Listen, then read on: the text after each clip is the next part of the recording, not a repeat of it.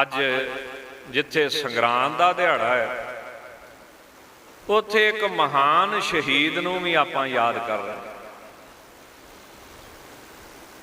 ਸਿੱਖ ਧਰਮ ਦੇ ਵਿੱਚ ਇੱਕੋ ਇੱਕ ਇੱਦਾਂ ਦਾ ਸ਼ਹੀਦ ਜਿਨ੍ਹਾਂ ਦੀ ਮਿਸਾਲ ਦੇਣੀ ਪੈਂਦੀ ਆ ਜਦੋਂ ਕੇਸਾਂ ਦੀ ਆਪਾਂ ਗੱਲ ਕਰਦੇ। ਉਹ ਕੌਣ ਨੇ? ਭਾਈ ਤਾਰੂ ਸਿੰਘ ਜੀ। ਕਿੰਨਾ ਪ੍ਰੇਮ ਹੋਊਗਾ ਕੇਸਾਂ ਨਾਲ।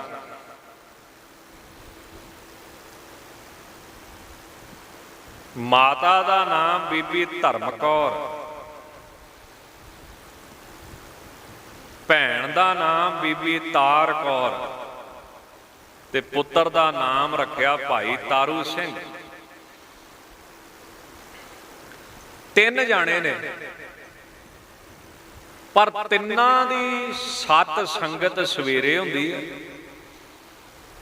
ਸ਼ਾਮ ਹੁੰਦੀ ਹੈ, ਰਾਤ ਹੁੰਦੀ ਹੈ।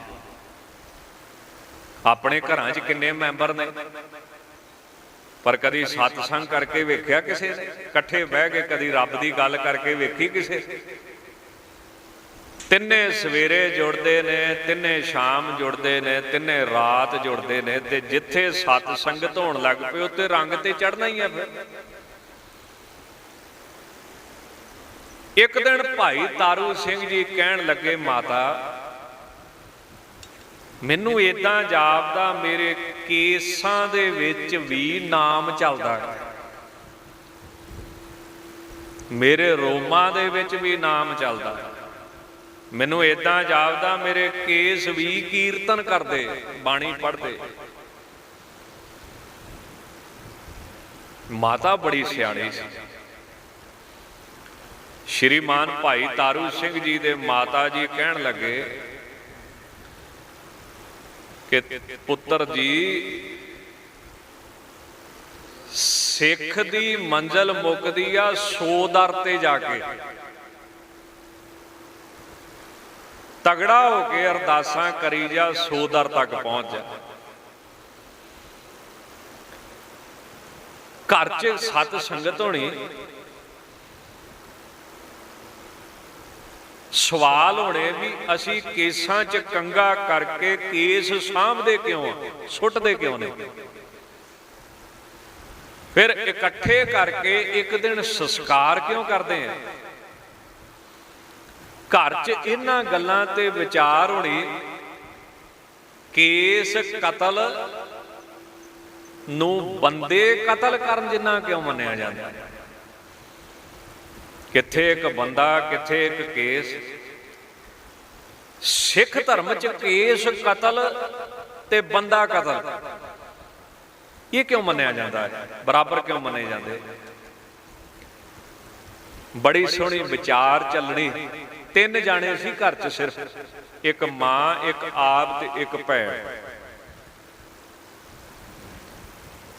ਤੇ ਮਾਤਾ ਨੇ ਕੀ ਜਵਾਬ ਦੇਣਾ? ਤਾਰੂ ਸਿੰਘ, ਇਹ ਕੇਸ ਸ਼ੀਸ਼ਾ ਵਾ, ਇਹਦੇ ਤੋਂ ਬਿਨਾਂ 10ਵੇਂ ਪਾਤਸ਼ਾਹ ਦਾ ਚਿਹਰਾ ਨਹੀਂ ਕਿਸੇ ਨੂੰ ਦਿਖਦਾ। ਇਹਦੇ ਤੋਂ ਬਿਨਾਂ 10ਵੇਂ ਪਾਤਸ਼ਾਹ ਦੇ ਦਰਸ਼ਨ ਨਹੀਂ ਕਿਸੇ ਨੂੰ ਹੁੰਦੇ। ਕੇਸ ਜਵਾਨੀ ਦੀ ਸੁੰਦਰਤਾ ਵਾ, ਤੇ ਨਾਲ ਇਹ ਵੀ ਯਾਦ ਰੱਖੀ, ਕੇਸ ਹੀ ਪੂਰਨ ਬੁਢਾਪੇ ਦੀ ਨਿਸ਼ਾਨੀ। ਚਿੱਟਾ ਦਾੜਾ, ਦੁੱਧ ਵਰਗੇ ਕੇਸ ਬਜ਼ੁਰਗੀ ਦੀ ਨਿਸ਼ਾਨੀ। ਇਹੋ ਜਿਹੀਆਂ ਵਿਚਾਰਾਂ ਹੁੰਦੀਆਂ ਰਹਿਣਗੀਆਂ। ਉਮਰ ਬੜੀ ਛੋਟੀ ਸੀ ਜਵਾਨੀ ਦੀ। ਇੱਥੇ ਗੱਲ ਚੱਲੀ ਨਾ ਸੁੰਦਰਤਾ ਦੀ, ਤੇ ਜਵਾਨੀਆਂ ਇਹ ਸੁੰਦਰਤਾ ਬਹੁਤਾ ਚਿਰ ਮਹਾਰਾਜ ਕਹਿੰਦੇ ਰਹਿੰਦੀਆਂ ਨਹੀਂ। ਰੰਗ ਮਾਣ ਲੈ ਪਿਆਰਿਆ, ਜਾਂ ਜੋਬਨ ਨਾ ਹੋਲਾ, ਦਿਨ ਥੋੜੜੇ ਥੱਕੇ ਭਇਆ ਪੁਰਾਣਾ ਚੂਲਾ। 10ਵੇਂ ਪਾਤਸ਼ਾਹ ਨੇ 10ਮ ਗ੍ਰੰਥ ਦੇ ਵਿੱਚ ਚਰਿਤਰਾਂ ਦੇ ਵਿੱਚ ਬੜੇ ਸੋਹਣੀਆਂ ਪੰਕਤੀਆਂ ਲਿਖੀਆਂ। ਜੇ ਕਿਸੇ ਨੇ ਸਹੀ ਅਰਥ ਲੈਣੇ ਹੋਣ ਤਾਂ ਸਿੱਖਿਆ ਲੈ ਸਕਦਾ ਸ੍ਰੀ 10ਮ ਗ੍ਰੰਥ ਦੇ ਵਿੱਚ। महाराज की कहते, एक औरत एक साध नूं कुटदी है, पर शरीर की बड़ी सोहनी सिक्ख्या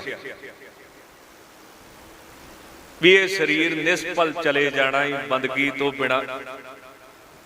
किड्डे सोहने बचन आउंदे, आस तन सुंदर धूर ना लावो। एडा सोहना शरीर मिट्टी च रोलदा पिया, जोबन जाल कहां गवावा। एडी सोहनी जवानी बिना नाम जपण तो गवाउंदा पिया। बिरधा पनो आए जब जय है, इस जोबन कह पछतै है। जदों बुढ़ा हो गया ना, जवानी नूं रो पछताया करेगा रो के भी आ काम कर लैंदा, आ काम कर लैंदा, आ काम कर लैंदा। सतगुरु जी ने बाणी दे विच लिखिया, जब लग जरा रोग नहीं आया, जब लग काल ग्रसी नहीं काया, जब लग बिकल भई नहीं बानी। श्री गुरु ग्रंथ साहिब दे विच लिखिया। हुण दसम च महाराज की लिखदे, आस तन सुंदर धूर ना लावो। एडे सोहणे शरीर नूं गवा रहे। सतगुरु की कहंदे ने, बीत जय है, बीत जय है जन्म अकाज रे। निस दिन तू सुन के प्राण समझत नह रे अजान। काल तो पहुंचे होन कहा जय पाग। रात दिन सुनी भी कथा, पुराणा दी कथा सुनी, वेद पढ़े, शास्त्र पढ़े, किताबां पढ़ियां, पर असर तो ना होया भी बंदगी करनी चाहिए रब दी। उम्र बीतती जा रही, जवानी दी उम्र, पर सिख दी सुंदरता, फिर बेनती करा, सिख दी सुंदरता ते मनमुख दी सुंदरता च फर्क है। एडे सोहने जवान, एडा सोहना रूप, पर मां ने ला दिता बंदगी वाले पासे। ते एक दिन मां नूं कहण लगे, मैनूं इदां जापदा मेरे केसां विच भी नाम चलदा, मेरे केस भी बाणी पढ़दे आ, कीर्तन करदे। ते माता किड्डी सियाणी होगी, कहंदी सोदर ते जाके खलो, पहला ना खलो जी। सोदर तक पहुंच, हर सिख की मंजिल उही है। बस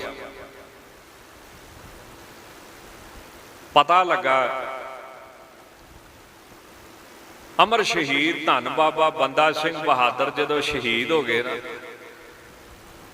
फिर मुगल राज ने वो जुल्म किया सिखां ते रह रब दा। जिन्ना को लिख गए ने उन्ना पता, ते जिन्ना लिखिया गया जे वो भी सुनाउण लगे, ते बोल भी कंबणगे, लिखण लगे ते कलमां भी कंबणगियां। ते लिखदे लिखदे इन्ने भावक हो जाणगे कि जिहड़ा होर धर्म दा बंदा होऊगा वो भी सिख बन जावे। एक अंग्रेज बीबी सिखां दा इतिहास लिखण लगी, लिखदी लिखदी आपदे नाम नाल कौर लाउण लग पई।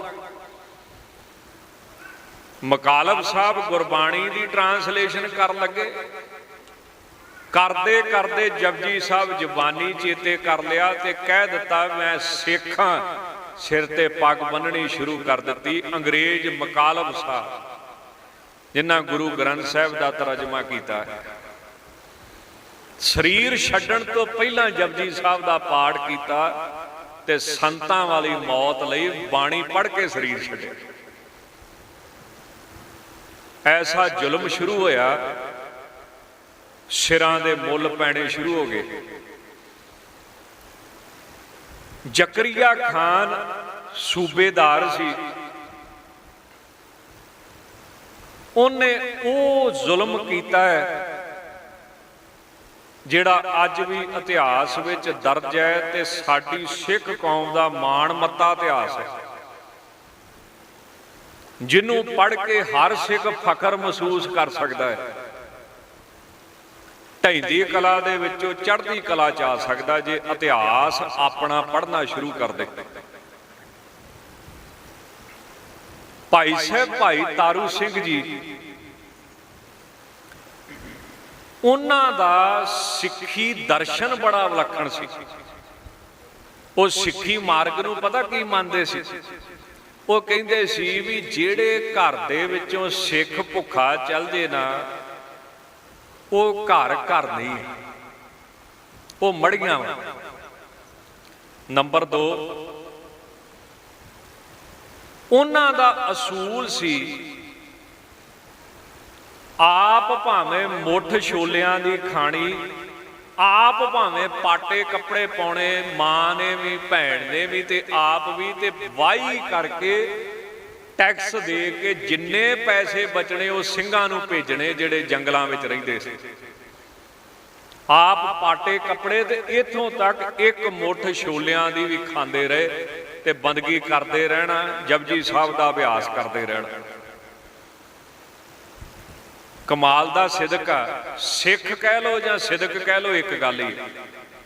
ਇਹੋ ਜਿਹੇ ਮਾੜੇ ਹਾਲਾਤ ਆ ਗਏ ਬਾਬਾ ਜੀ ਤੋਂ ਬਾਅਦ, ਬਾਬਾ ਬੰਦਾ ਸਿੰਘ ਬਹਾਦਰ ਤੇ ਮਰਵਾਤਾ ਆਪਣਿਆਂ ਨੇ, ਨਾਲ ਦੇ ਧੋਖਾ ਕਰਕੇ ਛੱਡ ਕੇ ਭੱਜ ਗਏ। ਸਮਾਂ ਇੰਨਾ ਮਾੜਾ ਆ ਗਿਆ ਖਾਲਸੇ ਦਾ ਕਿ ਜੰਗਲਾਂ ਵਿੱਚ ਘਰ ਵੀ ਛੱਡ ਕੇ ਜੰਗਲਾਂ 'ਚ ਰਹਿਣਾ ਸ਼ੁਰੂ ਕਰਤਾ। ਅਸਮਾਨ ਛੱਤ ਬਣ ਗਈ, ਧਰਤੀ ਜੋੜੇ ਬਣ ਗਏ, ਨਾ ਪੈਰਾਂ 'ਚ ਜੋੜੇ, ਕੱਪੜੇ ਪਾਟੇ, ਨਾ ਖਾਣ ਨੂੰ ਨਾ ਪੀਣ ਨੂੰ। ਪਰ ਕਮਾਲ ਦੀ ਗੱਲ ਸੀ, ਕਿਹੜੀ ਚੀਜ਼ ਨੇ ਜਿਉਂਦੇ ਰੱਖੇ? ਸਿਦਕ। ਸਿਦਕ ਹੀ ਛੱਤ ਬਣ ਗਿਆ, ਸਿਦਕ ਹੀ ਪ੍ਰਸ਼ਾਦਾ ਬਣ ਗਿਆ, ਸਿਦਕ ਹੀ ਘਰ ਬਣ ਗਿਆ, ਸਭ ਕੁਝ ਸਿਦਕ ਹੀ ਬਣ ਗਿਆ। ਇਸੇ ਕਰਕੇ ਸਿੱਖੀ ਦਾ ਦੂਜਾ ਨਾਮ ਹੀ ਸਿਦਕ ਹੈ। ਜਿਹੜਾ ਸਿਦਕ ਰੱਖੇਗਾ ਉਹ ਹੀ ਸਿੱਖ ਆ, ਜਿਹੜਾ ਭਰੋਸਾ ਰੱਖੇਗਾ ਉਹ ਹੀ ਸਿੱਖ ਹੈ। ਹੁਣ ਭਾਈ ਤਾਰੂ ਸਿੰਘ ਜੀ ਦੀ ਸੋਚ ਕੀ ਸੀ? ਜੇ ਘਰ ਚੋਂ ਭੁੱਖਾ ਚਲ ਗਿਆ ਤਾਂ ਘਰ ਕੀ ਹੋਇਆ? ਫਿਰ ਇਹ ਤਾਂ ਮੜੀਆਂ ਨੇ। ਜੇ ਸਿੱਖ ਨੂੰ ਕੱਪੜਾ ਨਾ ਪਾਉਣ ਨੂੰ ਦਿੱਤਾ ਤੇ ਤੇਰੇ ਕੱਪੜਿਆਂ ਦਾ ਕੀ ਲਾਭ? ਇਹੋ ਜੀ ਸੋਚ ਦੇ ਧਾਰਨੀ ਜਿਹਨੂੰ ਸਿੱਖੀ ਮਾਰਗ ਕਿਹਾ ਜਾਂਦਾ ਹੈ। ਤੇ ਦਸਾਂ ਨੋਹਾਂ ਦੀ ਕਿਰਤ ਕਰਕੇ, ਵਾਹੀ ਕਰਕੇ, ਇੱਥੋਂ ਤੱਕ ਆਪਣੀ ਭੈਣ ਤੇ ਮਾਤਾ ਨੂੰ ਲੋਕਾਂ ਦੇ ਘਰ ਵੀ ਭੇਜ ਦੇਣਾ ਵੀ ਜਾ ਕੇ ਕੰਮ ਕਰੋ, ਜੋ ਮਿਲੇ ਲੈ ਕੇ ਆਓ, ਸਿੰਘਾਂ ਨੂੰ ਭੇਜਣਾ। ਫਿਰ ਇੱਕ ਦਿਨ ਮਨ ਦੇ ਵਿੱਚ ਆਈ, ਮਾਤਾ ਨਾਲ ਸਲਾਹ ਕਰਨ ਲੱਗੇ ਵੀ ਮਾਤਾ, ਸਾਡਾ ਕੀ ਫਾਇਦਾ ਪਿੰਡ 'ਚ ਰਹਿਣ ਦਾ, ਘਰ 'ਚ ਰਹਿਣ ਦਾ, ਜਦੋਂ ਸਾਡੇ ਭਰਾ ਭੁੱਖੇ ਮਰਨ। ਇਹੋ ਜਿਹਾ ਮਾੜਾ ਸਮਾਂ, ਪਿਓ ਕਿਤੇ, ਪੁੱਤ ਕਿਤੇ, ਘਰ ਵਾਲੀ ਕਿਤੇ, ਪਰਿਵਾਰ ਕਿਤੇ, ਘਰ ਕਿਤੇ, ਏਦਾਂ ਸਿੱਖਾਂ ਨੇ ਦਿਨ ਕੱਟੇ ਨੇ ਉਸ ਸਮੇਂ ਦੇ ਵਿੱਚ। ਤਾਂ ਮਾਤਾ ਕਹਿਣ ਲੱਗੀ, ਜੇ ਤੇਰੇ ਮਨ ਦੀ ਭਾਵਨਾ ਵਾ ਤੇ ਜ਼ਰੂਰ। ਸਾਰੇ ਪਿੰਡ ਦੇ ਵਿੱਚੋਂ 3 ਜਾਣੇ ਜਾਗੇ, ਬਾਬਾ ਜੀ, ਬਾਬਾ ਤਾਰੂ ਸਿੰਘ ਜੀ, ਉਹਨਾਂ ਦੇ ਭੈਣ ਜੀ ਤੇ ਮਾਤਾ ਜੀ, ਤੇ ਲੰਗਰ ਦੀ ਅਰਦਾਸ ਕੀਤੀ, ਸੱਚੇ ਪਾਤਸ਼ਾਹ ਲੰਗਰ ਚਲਾਉਣ ਲੱਗਾ। ਸਮਾਂ ਪਲਟਿਆ। ਜਿੱਥੇ ਖੁਸ਼ਬੂ ਫੈਲਦੀ ਆ ਨਾ, ਉੱਥੇ ਦੁਰਗੰਧ ਵੀ ਫੈਲਦੀ ਹੈ। ਜੇ ਖੁਸ਼ਬੂ ਦਾ ਸੁਭਾਅ ਆ ਨਾ ਫੈਲਣਾ, ਤੇ ਦੁਰਗੰਧ ਦਾ ਵੀ। ਐਸਾ ਲੰਗਰ ਚਲਾਇਆ ਕਿ ਨੀਂਦ ਵੀ ਭੁੱਲ ਗਏ। ਸਿੰਘਾਂ ਨੂੰ ਸਮਾਨ ਪਹੁੰਚਾਉਣਾ, ਕੱਪੜੇ ਦੇਣੇ, ਪੈਸੇ ਪਹੁੰਚਾਉਣੇ, ਤੇ ਲੰਗਰ ਚਲਾਉਣਾ, ਤੇ ਆਪ ਮੁੱਠ ਛੋਲਿਆਂ ਦੀ ਖਾ ਕੇ ਵੀ ਆਰਾਮ ਕਰ ਲੈ। ਪੂਰੇ ਪਿੰਡ ਨੂੰ ਹੀ ਰੰਗ ਲੱਗ ਗਿਆ। ਅੱਗੇ ਕਿਸੇ ਦੇ ਘਰ ਮਾਤਾ ਤੇ ਭੈਣ ਜਾਂਦੀਆਂ ਸੀ, ਹੁਣ ਜਦੋਂ ਲੰਗਰ ਚੱਲਣਾ ਸ਼ੁਰੂ ਹੋਇਆ, ਸਾਰੇ ਪਿੰਡ ਦੀਆਂ ਬੀਬੀਆਂ ਲੰਗਰ ਪਕਾਉਣ ਇਹਨਾਂ ਦੇ ਘਰ ਆਉਣ ਲੱਗ ਪਈਆਂ। ਵੇਖੋ ਲੰਗਰ ਦੀ ਬਰਕਤ। ਉਸ ਸਮੇਂ ਇੱਕ ਦਿਨ ਜ਼ਕਰੀਆ ਖਾਨ ਹਰ ਭਗਤ ਨਰੰਜੀਨੀਏ ਨੂੰ ਪੁੱਛਦਾ ਵਾ ਕਿ ਸਿੱਖਾਂ ਦਾ ਮੈਂ ਖੁਰਾ ਖੋਜ ਮਿਟਾ ਦਿੱਤਾ ਹੈ, अपनी पूरी वाह ला दी आ, गुरुद्वारे मैं मत्था नहीं टेकन दिंदा, वाही मैं नहीं कर दिंदा, घरां च मैं नहीं रहन दिंदा, भी भुखे ध्याए आपे ही मर जाण। क्यों सिख घर च रात नहीं सी कट सकदा, पैलियां च जाके कटदा सी, रात नूं सिख निकलदा सी। पर फिर भी किते मैनू खबर आउंदी रहिंदी भी उत्थे सिख पै गए, उत्थे सिख पै गए। गल की है, इहदा नां ते सी हर भगत नरंजणिया, पर यह भगत नहीं सी हरी दा, ये सिरे दा चापलूस बंदा सी, पापी बंदा सी। है तां सी ये महंत जंडियाले दा, पर यह महंत नहीं सी, सारे पिंड दी जूड़ सी, जिन्हों हर भगत नरंजनिया कहते हैं। इन्हें अपने नवाब दे कन्नां विच फूक मारी, कहंदा सप दी लीक नूं कुੱਟਣ दा की फायदा जदों सप ही लंघ गया। तुसीं आ सप दीआं लीकां कुੱਟਣ वाले, पर जिन्ना चिर सप ना मरिया कोई फायदा नहीं। वो कहंदा की गल, अग्यों जकरिया किहड़ा घट सी, वो कहंदा सप ते धरती च चले जांदा, मैं की करां, किथे किथे लभदा फिर। वो कहंदा टाहणियां छांगण नाल कुछ नहीं होना जिन्ना चिर इन्हां दीआं जड़ां नहीं पुੱਟदा। कहंदा किवें? कहंदा तुसीं जो मर्जी करो, लोकां दे मन दे विच हमदर्दी आ सिखां प्रति। सिखां दी लड़ाई जुल्म दे विरुद्ध है, लकाई उन्हां नाल आ, लोक उन्हां नाल आ, इस करके ये खत्म नहीं होने। उदाहरण दे तौर ते कहंदा माझे दे विच पूले पिंड दा रहण वाला तारू सिंह घर च रहिंदा वा, वाही करदा वा, पर सारा कुछ बचा के सिखां नूं भेजदा, ਸਿੰਘਾਂ ਨੂੰ जंगल च भेज दिंदा ते वेखण नूं बहुत भगत लगदा, साध लगदा। दुनिया उहनूं कबीर कहंदी आ, धन्ना कहंदी आ, दुनिया उहनूं संत कहंदी आ, उस इलाके चों संत मन्निया जांदा। पर बंदा बहुत सिरे दा छातर, करदा कुछ आ, दिखाउंदा कुछ आ, ते बड़े वड्डे वड्डे धाड़वी उहदे कोले रातां कटदे ने। ਜਿਹੜੇ ਬਾਗੀ ਨੇ सरकार दे सिंह, ਜਿਹੜੇ ਖਾੜਕੂ ने ਉਹਦੇ ਕੋਲੇ ਰਾਤਾਂ ਕੱਟਦੇ ਨੇ। बस ਕੰਨ ਭਰਨ ਦੀ ਦੇਰ, ਜ਼ਕਰੀਏ ਖਾਨ ਨੂੰ ਚੜ੍ਹਦਾ ਗੁੱਸਾ ਤੇ ਮੋਮਨ ਖਾਨ ਨੂੰ ਆਰਡਰ ਦਿੰਦਾ ਵੀ ਬੰਨ ਕੇ ਲਿਆ। ਮੋਮਨ ਖਾਨ ਅਫਸਰ ਲੈ ਕੇ ਪਹੁੰਚਦਾ ਹੈ ਭਾਈ ਤਾਰੂ ਸਿੰਘ ਜੀ ਦੇ ਘਰੇ। ਇਤਿਹਾਸ ਤੇ ਬੜਾ ਲੰਮਾ ਬੇਨਤੀ, ਸੰਖੇਪ ਵਿੱਚ ਬੇਨਤੀ ਕਰਾਂ। भाई साहब के घरे जाता है, भाई साहब को गिरफ्तार किया जाता है, माता जी भैन जी भी गिरफ्तार किए जाते, पर पिंड वाले तगड़े होके छड़ाउंदे। इत्थों तक पिंड वाले सलाह करते हैं पैसे देण दी, पर जकरिया खान नहीं मानता। पिंड वाले सलाह करते हैं इकट्ठे होके भी बंदे थोड़े ने, हमला कर दईए, पर वह मानता नहीं। हुंदा की है, भाई तारू सिंह जी सारियां नूं मना करके आप चले जाते ने, गिरफ्तार हो। जकरीए खान नाल सवाल जवाब होंदे ने जी कुछ।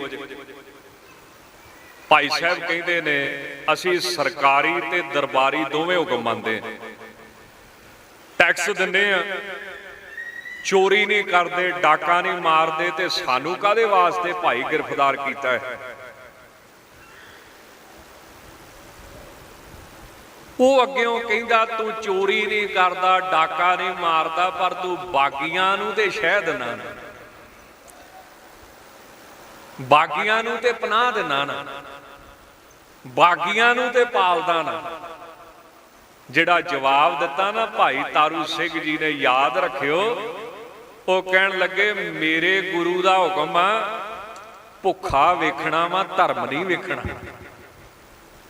मजहब नहीं वेखना, हिंदू आके मुसलमान तू भुखा वेखना, जात नहीं वेखनी, पात नहीं वेखनी, तू भुखा वेख के लंगर देना। नंबर 2, मेरे गुरु का हुक्म आ तू प्यासा वेखना वा, हाथ नहीं वेखने किहड़ी कौम दे। मेरी अल्लों मुसलमान आवे, हिंदू आवे, सिख आवे, मैं सब नूं लंगर दी सेवा करदा। गुरु दा लंगर आ, मेरा नहीं भी जिहड़ा वितकरा करा। इहो जे कई सवाल जवाब हुंदे आ जी। अखीर जकरिया जिहड़ा ऐन गुस्से दे विच भरिया होया सी ना, जिन्हों हर भगत नरंजनीए ने बहुत ज्यादा चुक्या सी,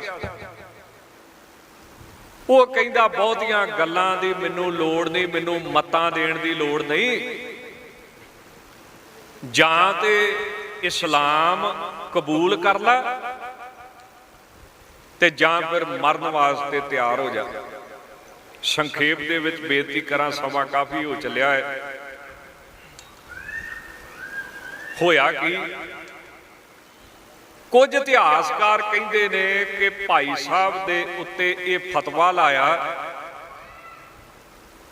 कि इहदे केस कट्टे जाण।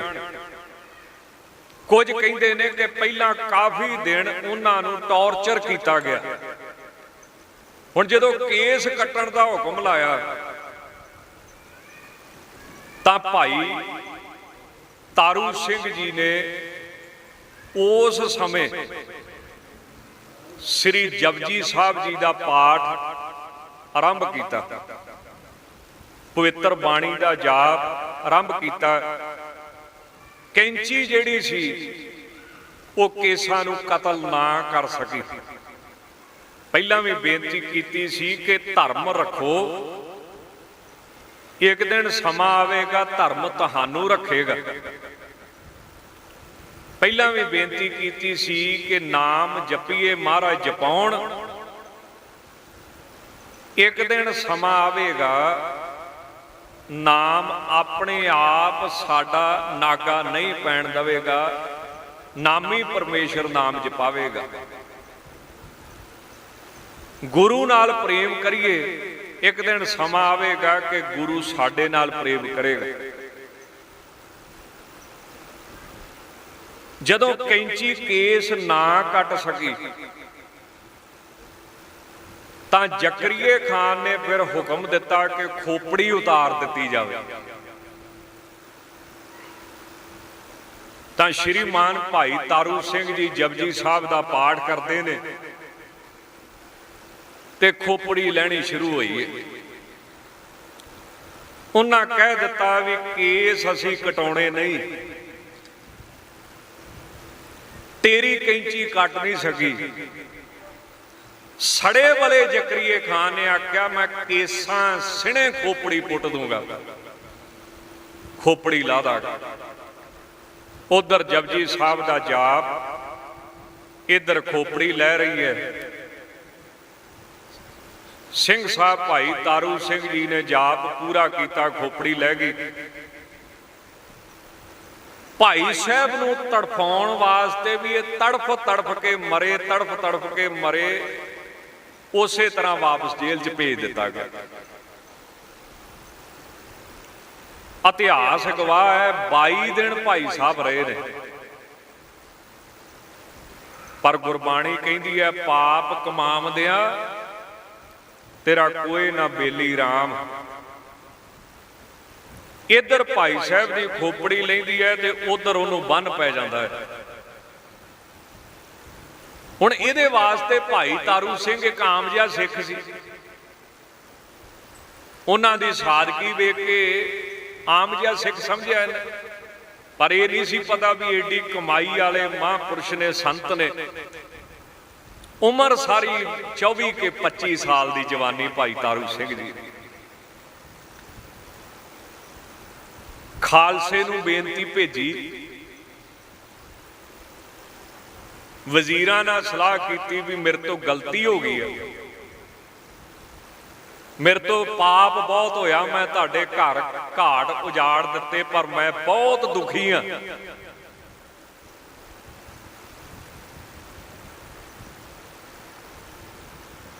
ਜਦੋਂ ਬੰਦਾ ਦੁਖੀ ਹੋਵੇ ਨਾ ਰੱਬ ਚੇਤੇ ਆਉਂਦਾ ਹੈ।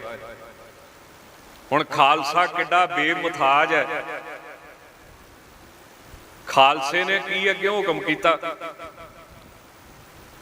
ਕਹਿੰਦੇ ਤੂੰ ਭਾਈ ਤਾਰੂ ਸਿੰਘ ਨੂੰ ਆਖਿਆ ਸੀ ਮੇਰੇ ਅੱਗੇ ਸਿਰ ਝੁਕਾ, ਤੇ ਭਾਈ ਤਾਰੂ ਸਿੰਘ ਨੇ ਆਖਿਆ ਸੀ ਇਹ ਕਲਗੀਧਰ ਦੀ ਦਸਤਾਰ ਹੈ, ਇਹ ਕਿਸੇ ਅੱਗੇ ਝੁਕਦੀ ਨਹੀਂ। ਤੇ ਤੂੰ ਆਖਿਆ ਸੀ ਮੈਂ ਮਾਰ ਮਾਰ ਛਿੱਤਰ ਤੇਰਾ ਸਿਰ ਢਾਰਾਂਗਾ। ਤੂੰ ਕੀ ਸਮਝਦਾ ਆਪਣੇ ਆਪ? ਉਹ ਬਚਨ ਚੇਤੇ ਕਰਕੇ ਖਾਲਸੇ ਨੇ ਕੀ ਸਜ਼ਾ ਲਾਈ? ਕਹਿੰਦੇ ਹੁਣ ਭਾਈ ਤਾਰੂ ਸਿੰਘ ਦੀ ਜੁੱਤੀ ਮੰਗਾ ਲਾ ਤੇ ਰੋਜ਼ ਸਿਰ ਦੇ ਵਿੱਚ ਮਾਰਿਆ ਕਰ। ਨੌਕਰਾਂ ਨੂੰ ਕਹਿ ਮਾਰਿਆ ਕਰਨ। ਧੰਨ ਭਾਈ ਤਾਰੂ ਸਿੰਘ ਜਿਨ੍ਹਾਂ ਨੇ ਬਚਨ ਕੀਤਾ ਵੀ ਮੈਂ ਤੈਨੂੰ ਅੱਗੇ ਲਾ ਕੇ ਫੇਰ ਸੱਚਖੰਡ ਜਾਊਂਗਾ। 22 ਦਿਨ ਬਿਨਾਂ ਖੋਪੜੀ ਤੋਂ ਜਿਉਂਦੇ ਰਹਿਣਾ, ਇਹਨੂੰ ਸਾਇੰਸ ਨਹੀਂ ਮੰਨਦੀ। ਕਿਉਂ? ਸਾਇੰਸ ਕਹਿੰਦੀ ਮਗਜ ਨੂੰ 5 ਸਕਿੰਟ ਹਵਾ ਪੈ ਜੇ ਬੰਦੇ ਦੀ ਮੌਤ। ਪਰ ਫੇਰ ਬੇਨਤੀ ਕਰਾਂ, ਧਰਮ ਨੂੰ ਪਾਲੋ, ਇੱਕ ਦਿਨ ਧਰਮ ਸਾਨੂੰ ਪਾਲੇਗਾ। ਰਹਿਤ ਨੂੰ ਰੱਖੀਏ, ਇੱਕ ਦਿਨ ਰਹਿਤ ਸਾਨੂੰ ਰੱਖੇਗੀ। ਤਾਂ ਹੋਇਆ ਕੀ? ਛਿੱਤਰ ਖਾਂਦਾ, ਜਿੰਨੇ ਛਿੱਤਰ ਵੱਜਦੇ ਫੇਰ ਕਿਤੇ ਢਿੱਡ ਦੀ ਪੀੜ ਹਟਦੀ ਤੇ ਕੁਝ ਸ਼ਰਲਾ ਆਉਂਦਾ। ਛਿੱਤਰ ਖਾਂਦਾ ਹੋਇਆ ਭਾਈ ਤਾਰੂ ਸਿੰਘ ਦੇ ਅਖੀਰ ਮਰ ਗਿਆ। ਤੇ ਧੰਨ ਭਾਈ ਤਾਰੂ ਸਿੰਘ ਜੀ ਜਿਹੜੇ ਸੱਚਖੰਡ ਪਿਆਨਾ ਕਰ ਗਏ। ਅੱਜ ਉਹਨਾਂ ਦਾ ਦਿਹਾੜਾ ਸੰਗਤਾਂ ਮਨਾ ਰਹੀਆਂ ਨੇ। ਸਿੱਖਿਆ ਕੀ ਆ? ਕਿ ਖੋਪੜੀ ਲਹਾਉਣੀ ਮਨਜ਼ੂਰ ਆ, ਸਿੱਖ ਕੈਂਚੀ ਨਹੀਂ ਲੱਗਣ ਦਿੰਦਾ। ਗੱਲ ਇੰਨੀ ਹੈ, ਨਿਚੋੜ ਇੰਨਾ ਹੈ। ਅੱਡ ਅੱਡ ਇਤਿਹਾਸਕਾਰ ਨੇ ਅੱਡ ਅੱਡ ਇਤਿਹਾਸ ਲਿਖਦੇ ਨੇ, ਪਰ ਨਿਚੋੜ ਸਾਰਿਆਂ ਦਾ ਸਾਂਝਾ ਹੈ ਕਿ ਸਿੱਖ ਕੇਸ ਨਹੀਂ ਕਟਾਉਂਦਾ, ਖੋਪੜੀ ਲਹਾਉਣੀ ਸਿੱਖ ਨੂੰ ਮਨਜ਼ੂਰ ਹੈ। ਏਡੀ ਵੱਡੀ ਗਵਾਹੀ।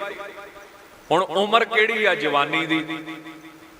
ਤਾਂ ਧੰਨ ਗੁਰੂ ਗੋਬਿੰਦ ਸਿੰਘ ਜੀ ਕਹਿੰਦੇ ਇਹ ਜਵਾਨੀ ਮਿੱਟੀ 'ਚ ਨਾ ਰੋਲ, ਨਾਮ ਜਪ। ਆਸ ਤਨ ਸੁੰਦਰ ਧੂਰ ਨਾ ਲਾਵੋ। ਧੰਨ ਗੁਰੂ ਗ੍ਰੰਥ ਸਾਹਿਬ ਕਹਿੰਦੇ ਨੇ ਵੀ ਇਹ ਜਬ ਲਗ ਜਰਾ ਰੋਗ ਨਹੀਂ ਆਇਆ, ਜਬ ਲਗ ਕਾਲ ਗਰਸੀ ਨਹੀਂ ਕਾਇਆ, ਜਬ ਲਗ ਬਿਗਲ ਭਈ ਨਹੀਂ ਬਾਣੀ, ਭਜ ਲੈ ਰੇ ਮਨ ਸਾਰੰਗ ਪਾਣੀ।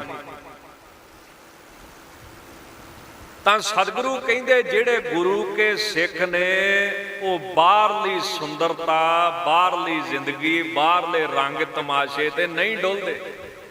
ਜ਼ਕਰੀਏ ਨੇ ਕਿਹਾ ਸੀ ਨਾ ਉਮਰ ਕੀ ਆ ਤੇਰੀ, ਮਰਨ ਲੱਗਾ।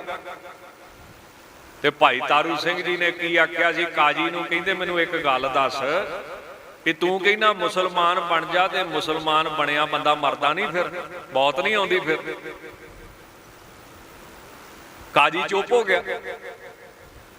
ਤਾਂ ਬਾਹਰਲੀ ਜ਼ਿੰਦਗੀ ਪ੍ਰਵਾਨ ਨਹੀਂ ਕੀਤੀ, ਧਰਮ ਨੂੰ ਨਿਭਾ ਦਿੱਤਾ। ਇਹ ਅਵਸਥਾ ਕਿਹਨਾਂ ਦੀ ਆ? ਜਿਨ੍ਹਾਂ ਦੇ ਮਾਰੇ ਕਹਿੰਦੇ ਇੱਕੋ ਨਾਮ ਅਦਾ। ਤਾਂ ਉਹਨਾਂ ਵਾਸਤੇ ਫਿਰ ਸੰਸਾਰ ਦੇ ਰੰਗ ਤਮਾਸ਼ੇ ਛਾਰ ਨੇ, ਕੂੜੇ ਨੇ ਸੰਸਾਰ ਦੇ ਸਾਰੇ ਹੀ ਵਿਸ਼ੇ ਵਿਕਾਰ।